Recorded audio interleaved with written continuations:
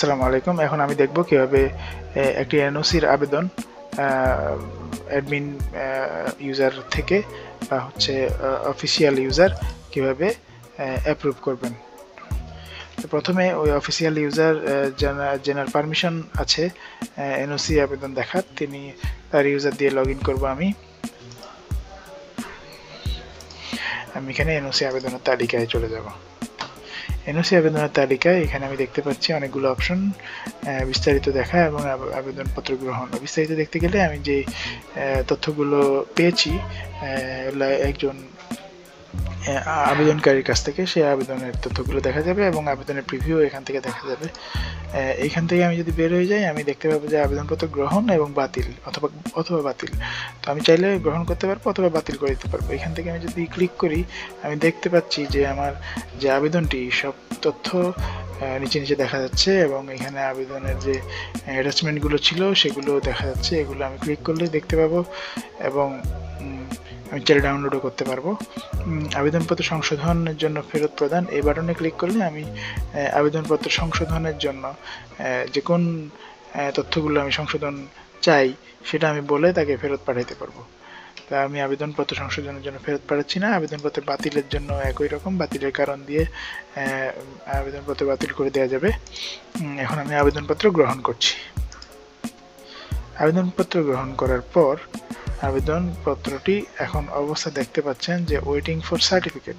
তো waiting for সার্টিফিকেটে click করলে আমি দেখতে পাচ্ছি যে আমরা এনওসি সার্টিফিকেটের তালিকায় চলে এসেছি এবং এখানে এই যে এনওসির একটি তৈরি হয়েছে, ট্র্যাকিং নাম্বার তৈরি হয়েছে।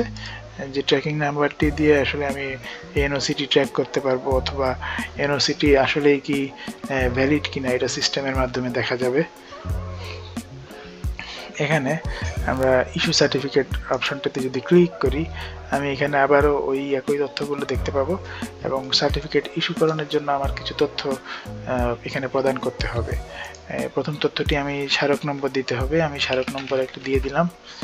এরপরে দ্বিতীয় স্মারক নম্বরটিও দিতে হবে।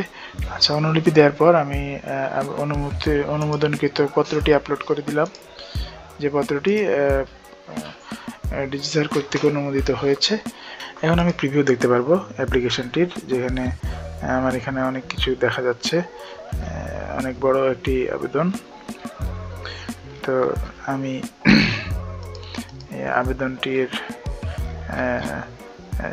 আবেদনটি ইস্যু করব, এনওসি সার্টিফিকেটটি ইস্যু করব।